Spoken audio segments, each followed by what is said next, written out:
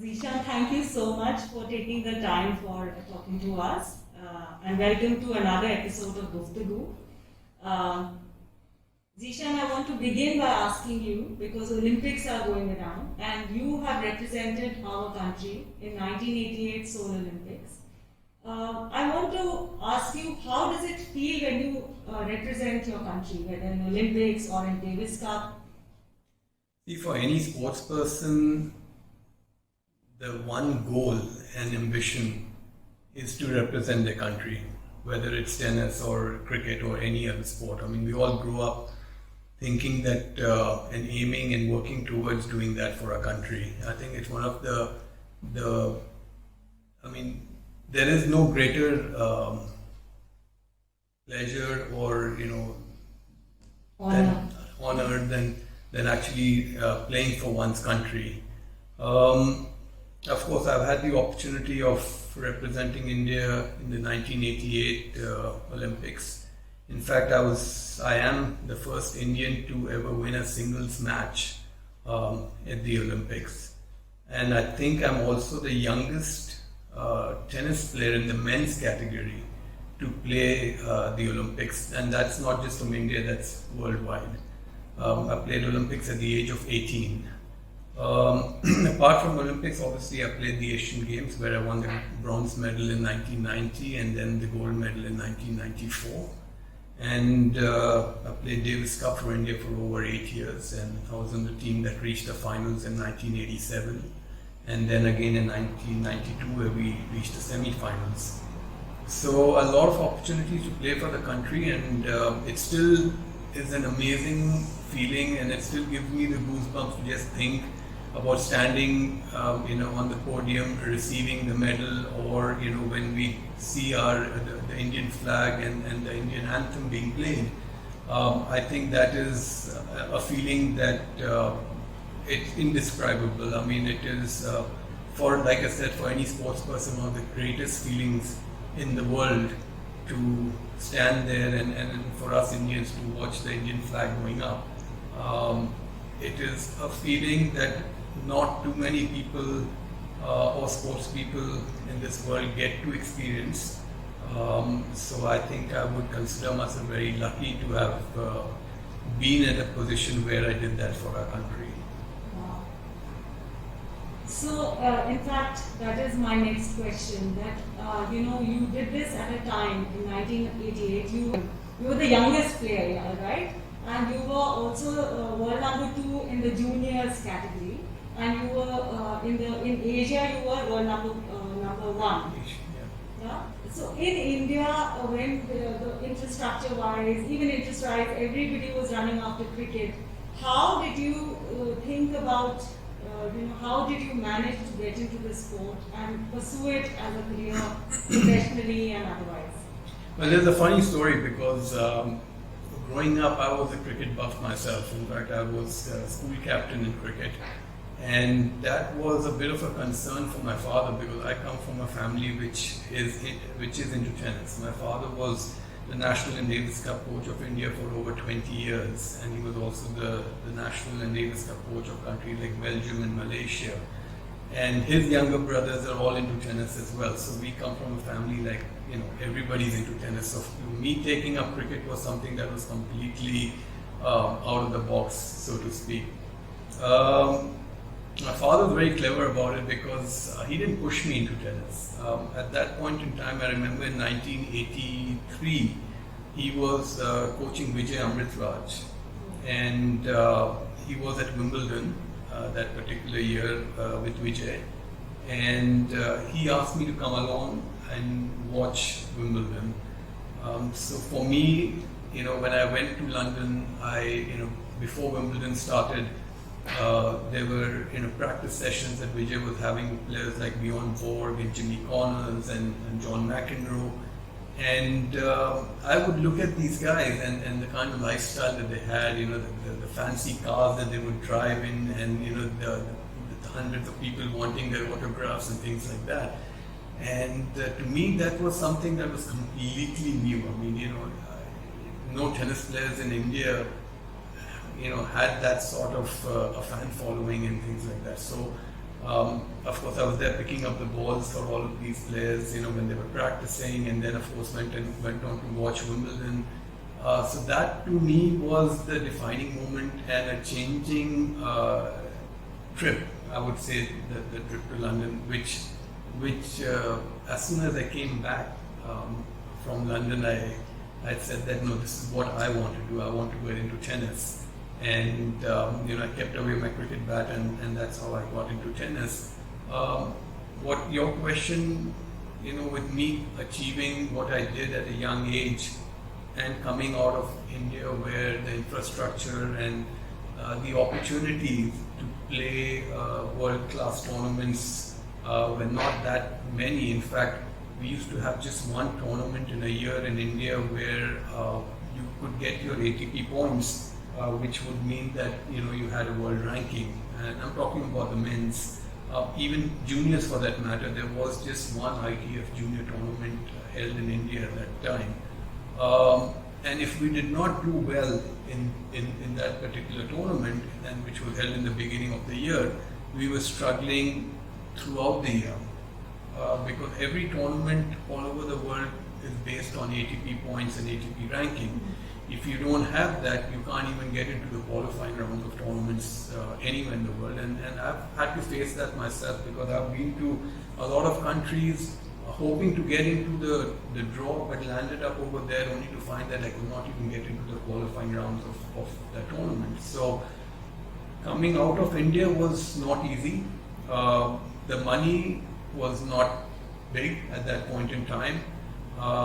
The publicity that we got in terms of doing well in tennis was, I would say, 1/10 of what players get in today's day and age. Of course, there's a lot more awareness, with the digital media and the press and everything like that is a lot more active now than they were earlier on. I remember playing a tournament where I beat a guy called Slobodan Živojinovic, who had reached the finals of Wimbledon the same year, and I beat him in a tournament.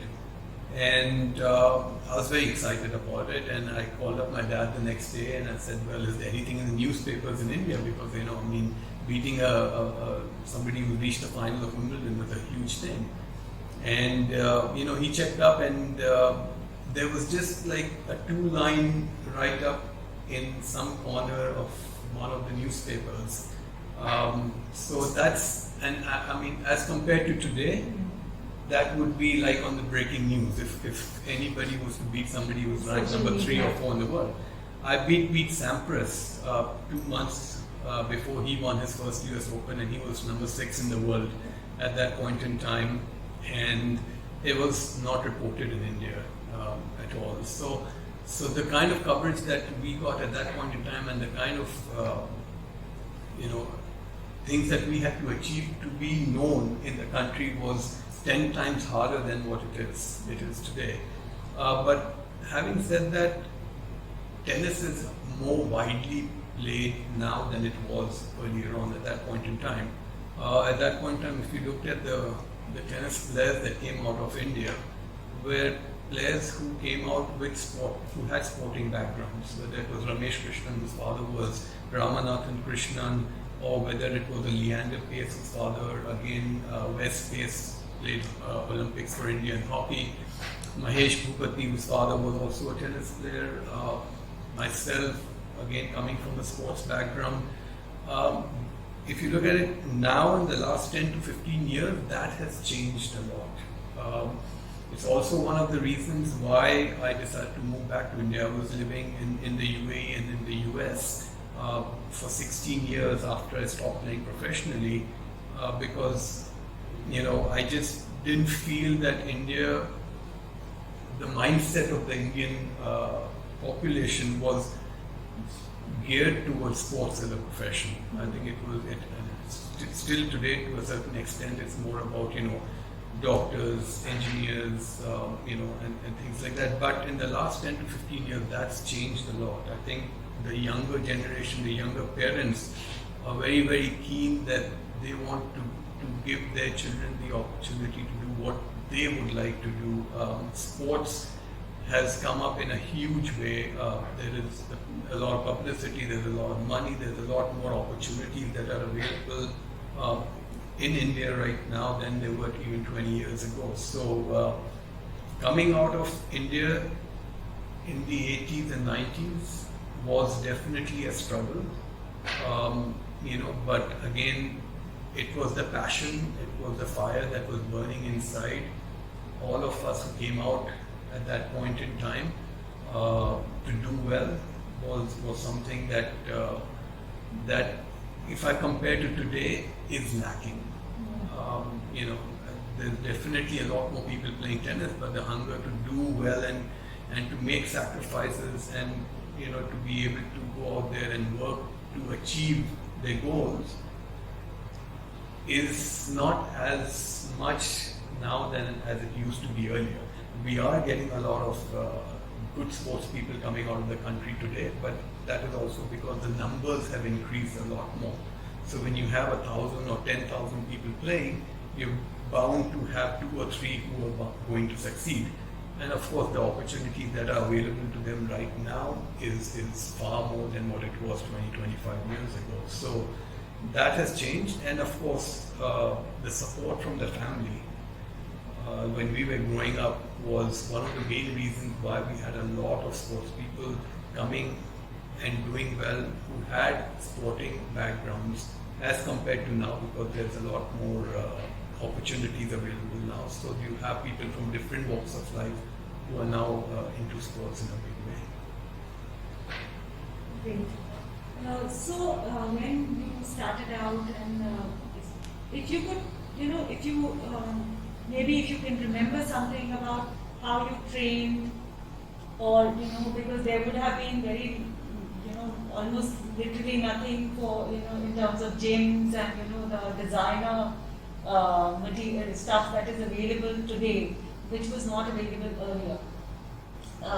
So is there anything that you can recall No, how tough definitely. it was? It was very tough, and I can give you a first-hand experience as to what I went through, because I stopped playing tennis at the age of 24, which in today's day and age is considered very young, because especially for Indians, because we do tend to mature a little bit later mentally as compared to Europeans or Americans do.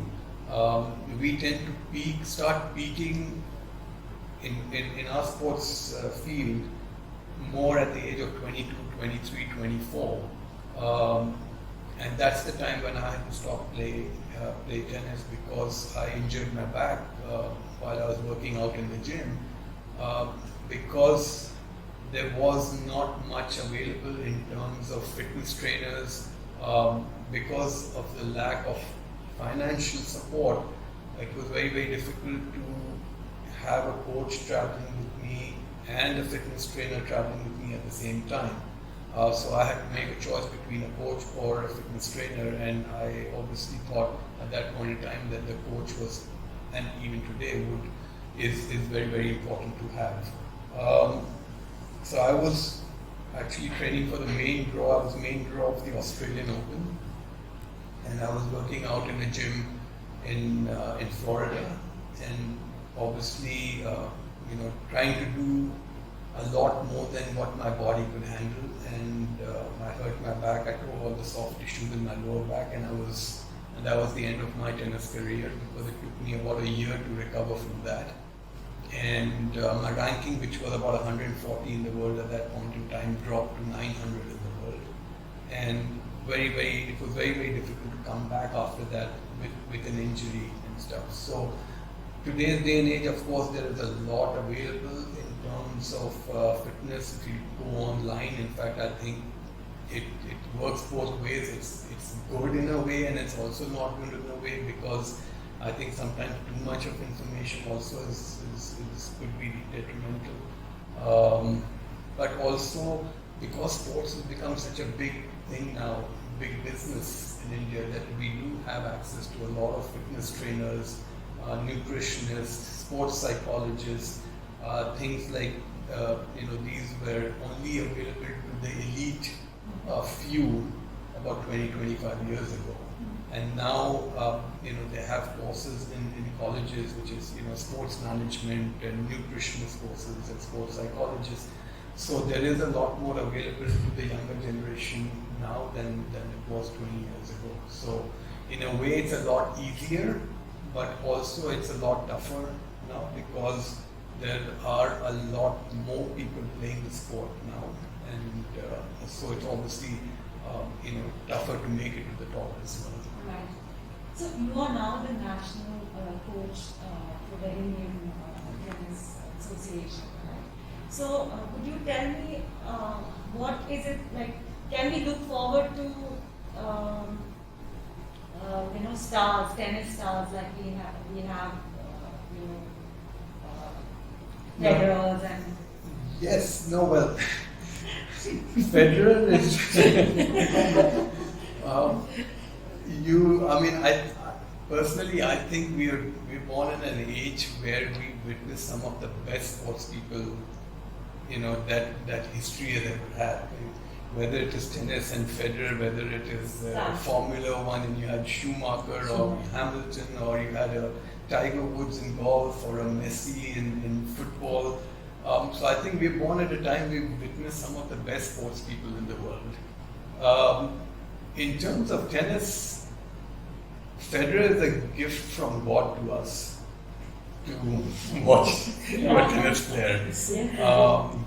He's poetry in motion. He's somebody that I have practiced a lot with. I was his practice partner for about 3 years. When I was living in Dubai, and he used to, Dubai was his home before his kids were born, and every November and December, which is the off season for tennis, he would be in Dubai, and I had the opportunity of training with him for about 3 years. One of the nicest sports person that I've ever met. For us to produce top level tennis players from India is very possible.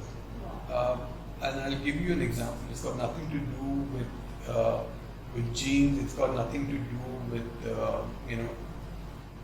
talent or anything. We've got a lot of that. And a prime example is this boy who just won, Samir Banerjee, who just won Junior Wimbledon a couple of weeks ago. Bengali family now living in the US. So that's a prime example of Indians being able to achieve at a very high level. It is possible. I think what has been really lacking as far as tennis is concerned in India is that while I have nothing against cricket, and we all love cricket, but I think cricket has been the downfall of every other sport in the country. And I don't blame Indians for that. I mean, it is a sport, and we all love watching cricket ourselves. So it's a sport which is very accessible to the general public. I mean, you need one bat, one ball, and an open space, and you can keep 22 people entertained and happy at the same time.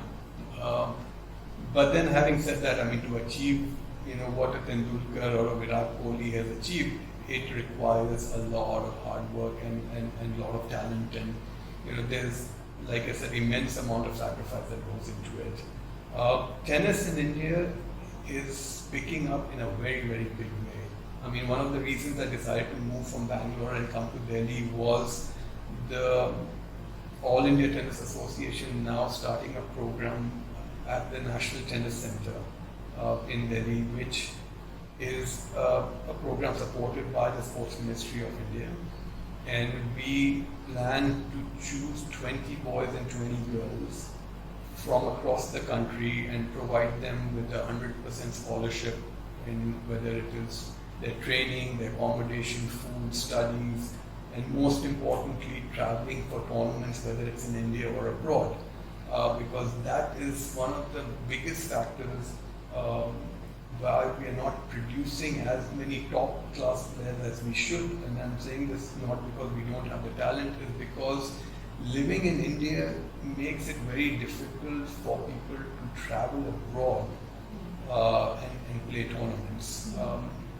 You have, a lot of players coming out of Europe because within 1 hour you can go from one you country. can drive from one country to the other, play a match and come back to your own country, and you can do that for every single week of the year.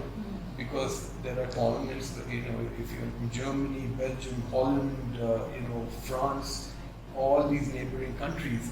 In India, we face a problem because firstly, we don't have that many tournaments happening in our own country of a particular level. And secondly, when we do travel out of the country and you have to go to Europe, it's very, very expensive. You can't just go for a week and come back. You have to plan out for 2 months or 3 months, at a stretch.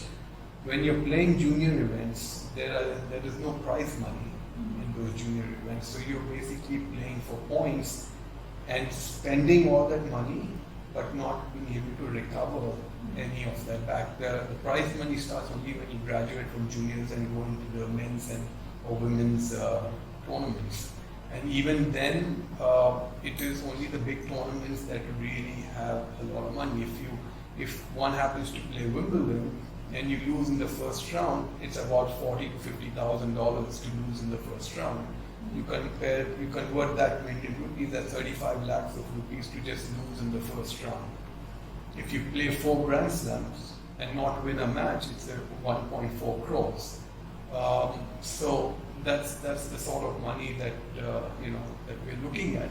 But of course, to get to that level, one has to really go through a lot, and it's not easy to do that. But having said that, there is immense amount of talent. There is a lot that's happening in Indian tennis, which is, I would say, in the next 5 years, make things a lot easier for Indian players. As compared to 20 years ago, when there was just one ATP ranking tournament in India, there are now close to 20 to 25 in our country itself. As compared to one ITF junior event, when I played in 1986, there are close to about 25 in India right now. So there is a lot happening with tennis, and the National Tennis Center program is a step in that direction to ensure that in the next 5 or 6 years we start to produce players who are going to do well, not just in doubles as we are doing right now, but in the singles as well. And I definitely see that happening in the next few years' time. Wow. So in this initiative that we are talking about, which has government support and I'm sure private players as well, if we can, I would say, if you could single out one thing, would you say that the quality of coaching or the importance of a coach, would you say that that is what would make a difference? I would definitely think so, because the other thing that's kind of lacking in India is the quality of coaches that we have. We have very good coaches right now in India who can work with children who are beginners, intermediate level, till they are maybe about 14 or 15 years of age. Once those players decide to turn pro, that is where the system is lacking right now, because we don't have that many coaches who play tennis at that level, who can guide these players, and not just the players, who guide the parents as to what needs to be done once they have to start playing tournaments of a certain level, or training at a certain level. As a result, a lot of our players are turning towards Europe to go for further training over there. Not for any other reason that we don't have the infrastructure in India. I think we do at this point in time have a good system in place where there are lots and lots of tennis courts being built. You have tennis courts in clubs, you have tennis courts in residential communities, you have tennis courts in a lot of the international schools that are there. So opportunities is there a lot now, but I think the one thing that India does need to do is to invest in educating our coaches to teach tennis at a higher level. For that, we need a lot of our ex-tennis players from India to be able to give back to the sport. a lot more than what they have been doing. I think the experience that top players who come out of India, the amount of experience that they have, if they can share that with children at the grassroots level, is when we're really going to see a lot of interest happening with the sport in the country. I mean, if you look at cricket, you have so many of these top players who are involved with the sport in the country right now. Yeah. The crop, the next crop of, or the next generation of cricketers that are coming up it's a huge number. I think that's what we really need, and it's probably lacking in India right now. And that is also one of the reasons why I decided to come back to India.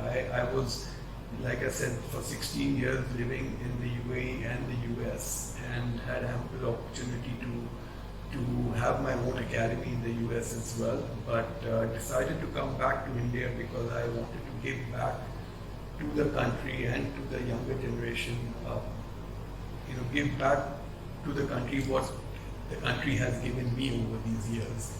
So the decision to come back was a tough one because, and everybody said that, oh, why are you, going back to India? I mean, the quality of life, or, in the US or the UAE for that matter, is very, very good. So why go back to India? But I felt like I always wanted to come back here and start doing something for tennis in India. So for me to come back, it's been very, very rewarding because I'm now the coach of the Indian Davis Cup team. I've been appointed as the national coach about 7 months ago. And the program that we are doing with the NTC is something that I believe could really take tennis in India to the next level. And at ATS, we are very fortunate that we are co-residents with Zeeshan. And Neetu, you are the one who discovered Zeeshan. Actually, I didn't discover him. Ruby saw this very physically fit Zeeshan in the lobby one day with your tennis gear. I think you were carrying your racket. And he came up and he asked me, because since I was the tar rep, he came up and asked me, there's some very fit sports person who shifted into a tar. So I said, don't worry, I'll find out in a day or two. And then of course we had a tar Zoom call, and we met his beautiful wife, and she told us she was, so the moment I connected the two, and that's how I got back to you all, that we have this famous tennis player amongst us. So Vishal, would you like to ask a few questions from Zeeshan? Thank you so much. It's really an honor to have you with us. It's a pleasure being here. It's a pleasure to be in ATS. We shifted here in December last year, and we thoroughly enjoyed living over here. And I think that was one of the main things that we noticed when we moved in over here was the community and the interaction that happened between the residents, with all the groups that you guys are busy with and everything like that, and especially during the COVID times, each one reaching out and helping the other was something that I felt was really it hit the spot kind of thing, and we felt that it was, and the family and everybody, we all felt that this was a good place to be, and we felt comfortable, even though we've not met 90% of the people living here, but through these Zoom calls and messages and everything, we feel like we already know a lot of you, in a very personal and close manner. So I think that was something that we felt was different in ATS than a lot of other places and different parts of the world. How do you find the sporting facilities in our complex? Well, I mean, obviously we see a lot of kids playing and using the sports facilities, which I thought was really good. And every evening that I drive back from work, I see the tennis courts are full, and the basketball courts is always packed with young kids, and I think that's a good sign, right? And I think if we can get our kids to get out of the house and away from their gadgets and TV and have them playing any kind of sport, I think it's a move in the right direction. Obviously, I feel that we could have done with another one or two tennis courts over here because it's very difficult to find a tennis court when it's empty. And I know I've gone to the tennis court numerous amount of times, but I've had to come back because they're always full. In a way, it's great. In a way, it was a little disappointing not to be able to play tennis with my kids. Because there's always somebody playing over there, which again, like I said, is a good thing. So, so I think the facilities are good, there's no doubt. I'm sure the moment people realize who you are, they're going to want to leave the court empty for you and watch you play. They're going to watch you play and want to take a few tips from you. Yeah, for us, you are no less than Roger Federer, okay? Yeah. So if you're saying that Roger Federer is poetry in motion, for us, it's you. Thank you. Because I remember I remember Zeeshan Ali when we were growing up. I mean, we were around Yep. the same age. Yep. And, you were a hero. I mean, you are a hero. Thank you so And much. we are hoping that COVID gets over fast so that we can, get some to watch you play and, Absolutely. There are a lot of tennis enthusiasts, and some I've already played with. I was playing with my kids, and then they came up and they said, "Can we hit a few balls with you?" And it was a pleasure doing that. And there are a lot of people playing tennis over here, so that was really good too. We would like to, in fact, commemorate you in a very tiny little way someday for all the tennis enthusiasts. Just come and at least just meet you. I know shaking hands is out during COVID times, but at least एक सलाम, एक नमस्ते अगर हो जाए, so that would be so much. It would mean a lot. In fact, even I think to our husbands who play tennis. exactly. And in My fact, son also. yeah, exactly.